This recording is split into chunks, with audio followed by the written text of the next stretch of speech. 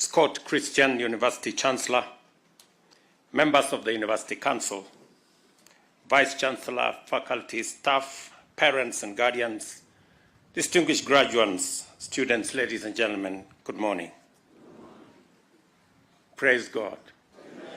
Bwana Yesu asifiwe. I am deeply honored to join you on these historic grounds for this momentous occasion as an iconic faith-based organization marks yet another significant achievement. As Scott Christian University celebrates its 59th graduation ceremony, it can reflect on an exemplary legacy of missionary work that has touched millions of lives, positively transformed communities, and contributed to national development. Today, we gather to affirm that by imparting knowledge and providing education, exemplifying faith through excellent work, serving people and communities, and delivering much-needed services, this institution has lived up to the vision that has inspired the theme of this event. Your choice of theme, therefore, resonates deeply with our broader collective goals of empowering citizens who will actively participate in patriotic duty of making our nation great and prosperous. I congratulate you all, starting with the graduates whose hard work, discipline, and commitment have led to your successful graduation and made it possible for all of us to share in this very proud moment. From me, congratulations. This graduation is a celebration of your dedication to the pursuit of knowledge. It is also a true testament to the communal spirit of mutual aid and benefit, the continuous love and support of your families, and the successful stewardship of the collective university community. Scott Christian University's unique and transformative potential arises from its ability to integrate the essential values of faith and service into its curriculum, distinguish itself as an institution committed not only to equipping citizens with skills and knowledge, but also to fostering robust moral grounding and a strong sense of social responsibility. At a time when our nation and the world are confronting numerous and complex challenges, institutions like Scott Christian University play a critical role in shaping the visionaries, servant leaders, and the innovators we need to secure a brighter, inclusive, prosperous future for all of us. I take this opportunity to reiterate the Government of Kenya's commitment to providing strong and reliable support for both public and private universities, ensuring that higher education continues to thrive and be accessible. It is for this reason that we have been deliberate in our efforts to resolve the financial crisis that brought our public universities almost to their knees. By 2022, you all know public universities were grappling with immense financial challenges, having accumulated debts exceeding 120 billion. Of the 40 public universities, 23 were technically bankrupt and at the risk of closure. However, the report of the Presidential Working Party on Education Reforms, led by Professor Raphael Munavu last year, recommended a student-centered higher education financing model, which we adopted.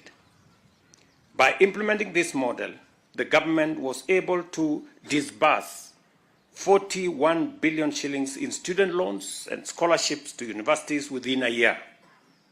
As a result, our universities are now in better financial health and are on track to settle their outstanding debts within 3 years. Additionally, the Government of Kenya is implementing the Working Party's recommendation to ensure that the student-centered model transforms higher education funding to better serve all stakeholders, leaving no student behind, and making university education a universally accessible good. I know for a fact, and I have been briefed here, that this university suffered from the old model's deficiencies, and that today the government of Kenya owes this university upwards of 460 million. I know it has done big damage to this university, and that is why I took the responsibility to sort out the challenges that bedeviled the old model. The old model almost brought many of our universities to closure. I know this university suffered a great deal. I am aware that this university was temporarily closed for a few months. And it was not right, because we were responsible for the huge debt of 460 million owed to this university. And it is the reason why it cannot be business as usual. We cannot continue the way we have been doing before. It is not right that we continue a model that has created huge debts. And that is why I am deliberate, I am intentional, and I am focused on making sure that we have a model that does not again take our university education to where we have it with 120 billion debt. I am very clear in my mind, and I have worked with all the vice chancellors to make sure that we have a model that makes university education accessible but puts it on a sound financial footing. It is also important to confirm that all students, including the young men and women studying at Scott Christian University and other private universities, are also eligible for financing under the model and can access loans from the Higher Education Loans Board. I want the students in Scott to know, as I do all other students from private universities, that though we may not continue with government-sponsored students being sent here because we haven't paid for those who came here before, but all students that are here today, you can apply and you will be given higher education loan from our Higher Education Loans Board so that you too can be beneficiaries.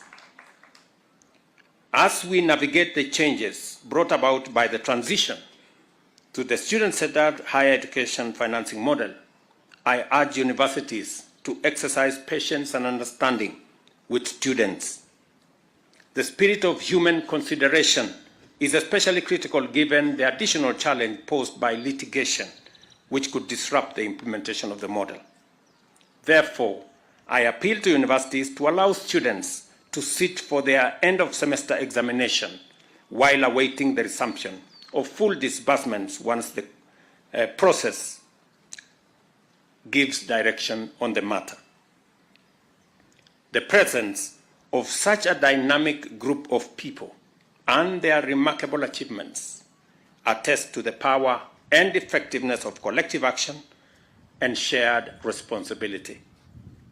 Let us carry forward this spirit of ambitious and collaborative effort to build a Kenya where education remains a powerful tool of inclusive empowerment and a national transformation program.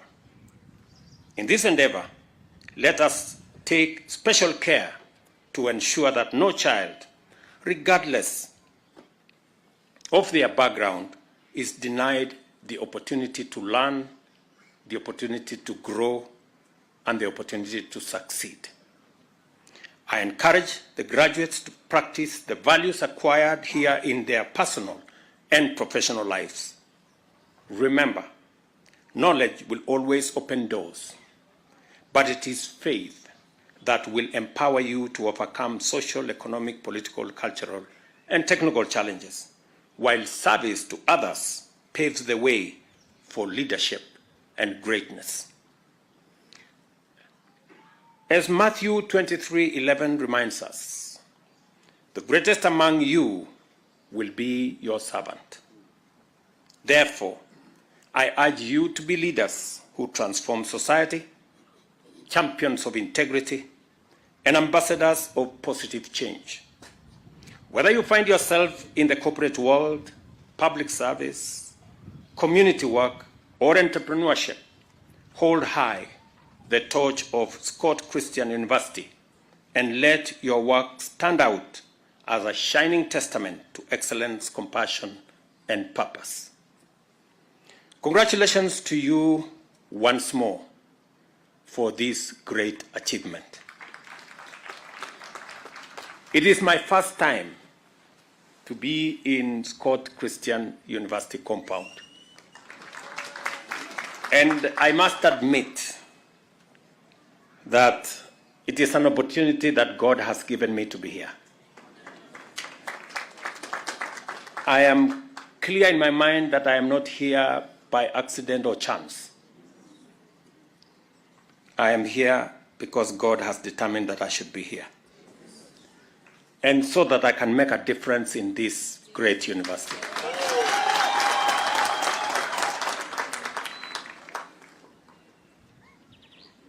And because God has given me an opportunity to serve this great nation that we all love, I have seen that the road to this university is good up to the gate.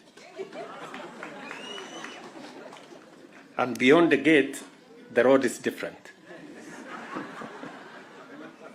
So the government of Kenya will make sure that all the roads in Scott are tarmac.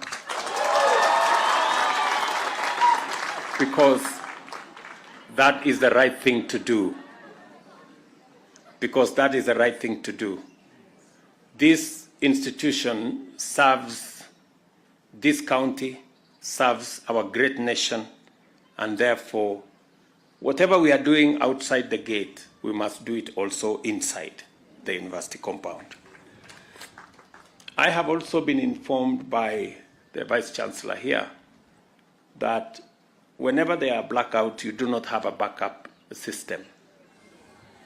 Again, we will make sure that there is a backup generator and system to make sure that learning is not interrupted whenever, once in a while, we have blackouts.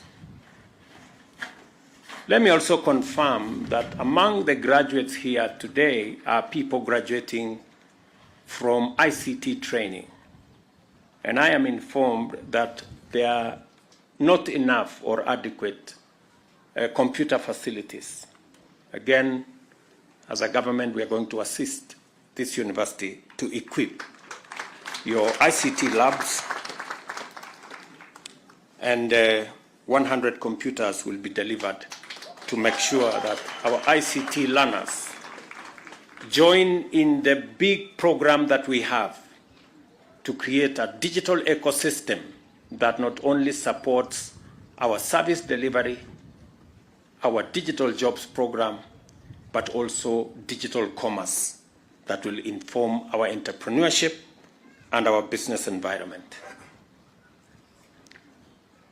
I have also talked to the university management, and we are going to see what we are going to do about the huge debt owed by government of Kenya, not just to this university, but to other private universities and indeed public universities, so that we can correct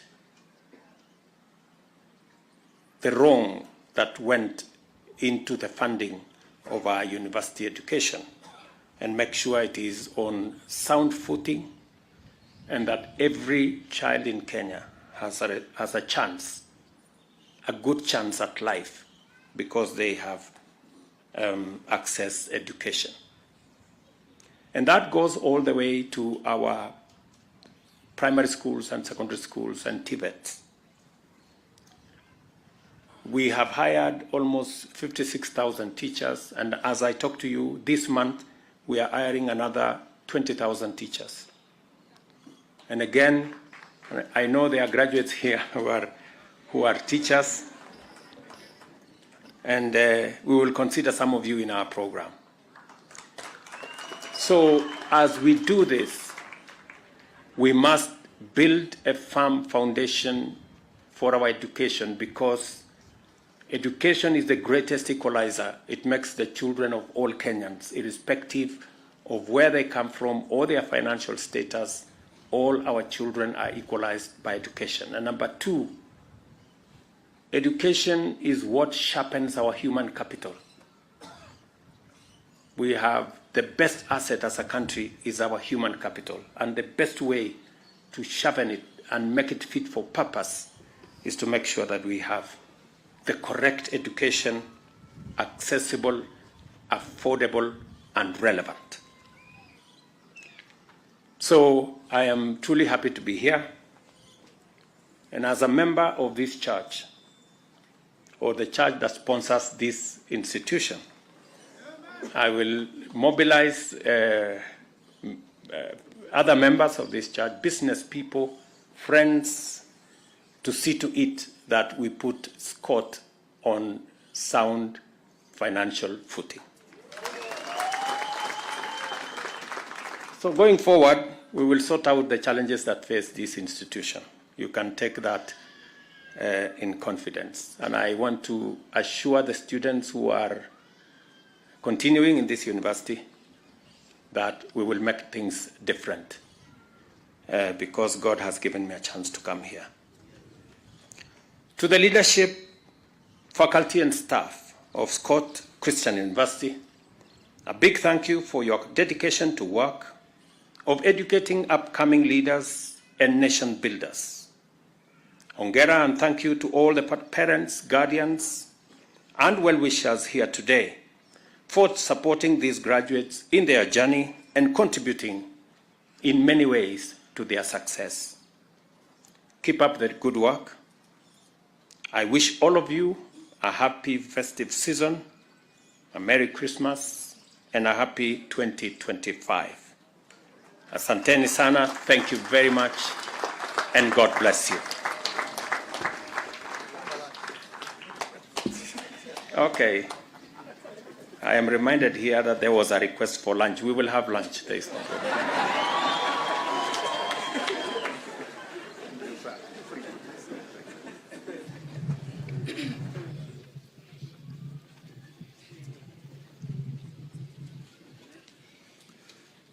Thank you so much.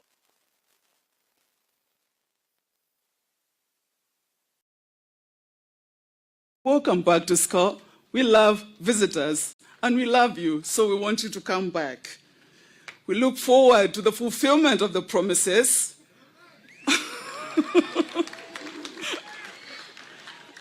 And we'll be praying for you in return. And now it's time for the presentation.